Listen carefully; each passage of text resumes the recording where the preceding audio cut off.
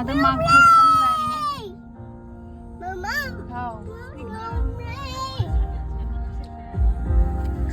adi gani tu ship ade mama ni sije asi thousand daga sida ama thule au gongira sida ship sida thousand la chatini ba ade bu mata mai thousand ni ba gari ga punna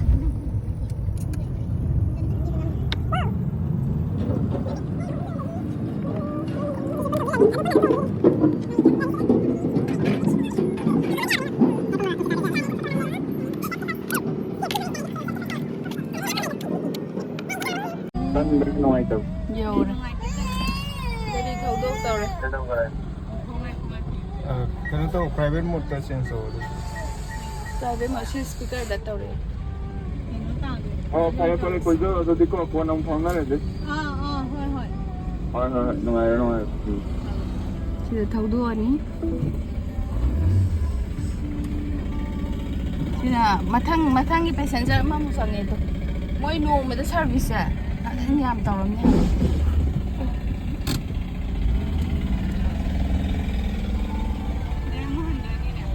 Ê, udah nih, Wangi. Coba cak ungkam nih. Kali gak. Cuma nih Bharat Sima था जे असीजु थांगल लो रमने के देता. Ada.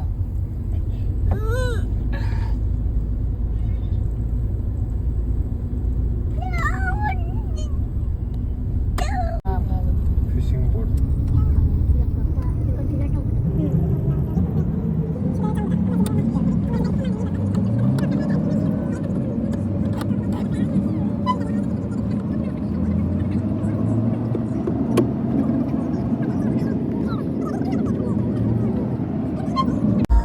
Sudah ikat ini. Mau heret, ada mau heret nih. यहाँ पे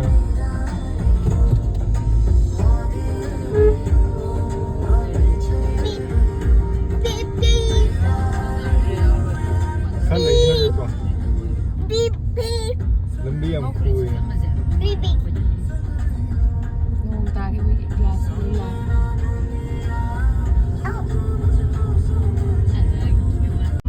Jauh tere. Sini emang tiga kaki dunia. Si campra pandi mau buni. Campra pali tamu. Campra pali tu macam-macam. Koi Manipur gi kanoni thekani na Moi je Manipur Parvat National Park thai ba. Foto nanti dulu. Tu. Si moi gi si Hindi de thari je.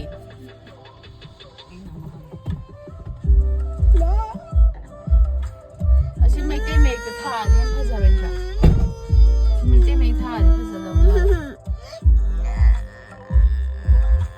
Kumning bagi toy. Ai chan pas.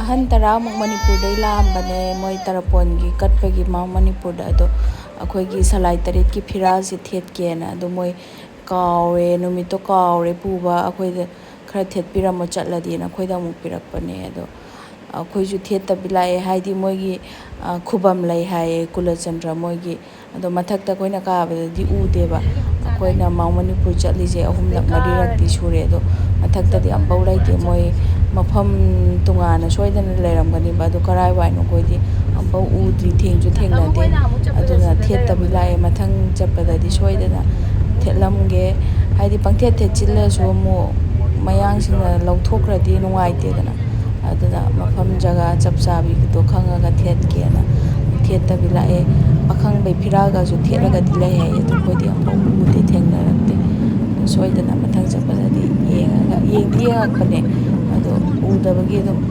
naba ade yamu nong tasile angang yaw bane ade kakphei na ga mau ya bane ade to e aduna Kalau tu di aku hoji sar ya ni. foggy oi weathers ai chin thai angang yaw bagi tawon thingal lamina gate pho sidai changani liu giờ lấy chín em thay nôn chứ chín chín tay đấy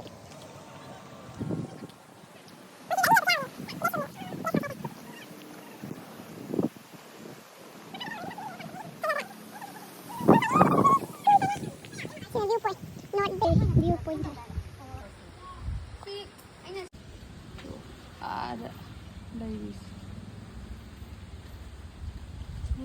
weather se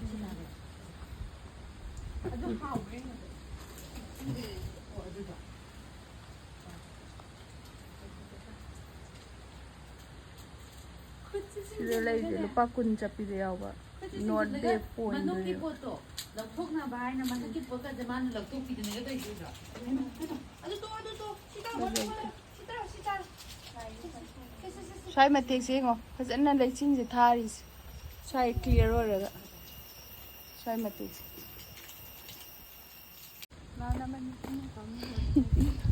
lunch to wai por aí lunch ta da ta mani hana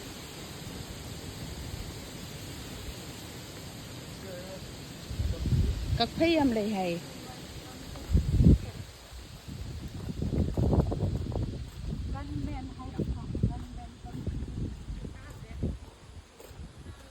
macha lay moi kai da no flag thet lai da tama khoi ti sung u de haba adu manung da lai za la sima kha da me am lay phaja bani mafam yam green noiraga kan sema bani Nicobar hat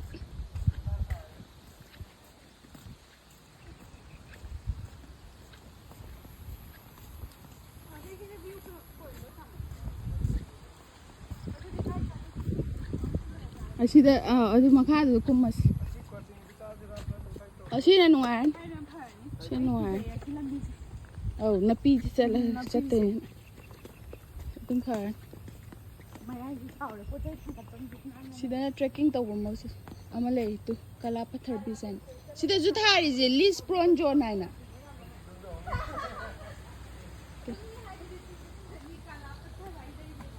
white ways di phai soibum mama san thong bama fruit salad chai ai jam asina kari oibra kaka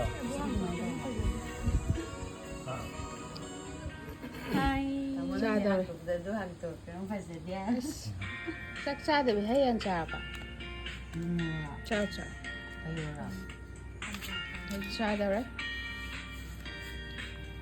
dai tamo di git kono madu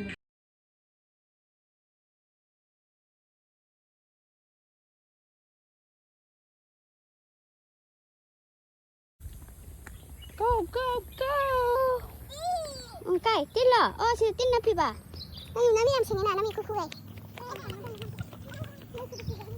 sina vi pon sina na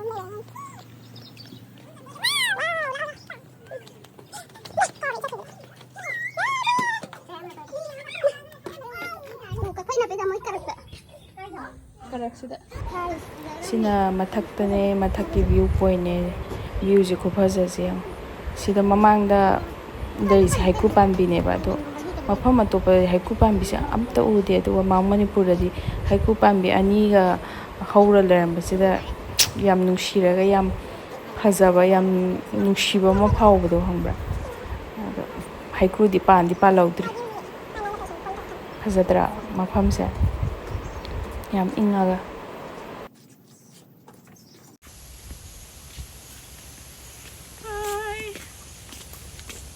ing heglaw sina Lucas Satin du ka yauna de satin khangde yaura ba kai no pote me am dio ing heglaw bai chachare khoi hanjare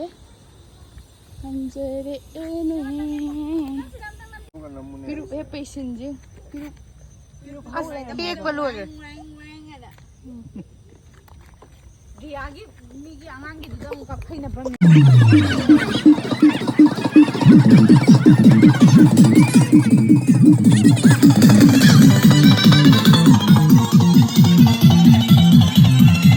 ticket ꯀꯛꯄ ꯉꯥꯏ ꯁꯤ ꯊꯧꯖꯤꯟꯒꯦ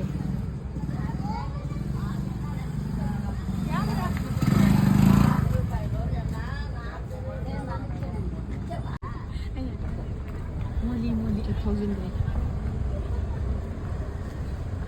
ꯃꯥꯅ ꯈꯤꯇꯪ ꯊꯨꯔꯛꯑꯒ ꯍꯥꯏꯕ ꯄꯣꯠꯅꯤ ꯈꯪꯕ꯭ꯔꯥ ꯑꯩꯅ ꯃꯣꯟꯕꯁꯤꯗ ꯑꯩ ꯃꯣꯟꯕꯅ ꯂꯐꯨꯗꯨꯅ ꯑꯩꯅ ꯊꯨꯔꯛꯑꯣ ꯍꯥꯏꯔꯕ ꯍꯣꯏ ꯅꯣꯏꯒꯤꯅꯦ ꯑꯩꯅ ꯇꯧꯔꯤꯁꯤ ꯅꯣꯏ ꯅꯪꯍꯧꯔꯔꯣꯏ ꯀꯥꯏ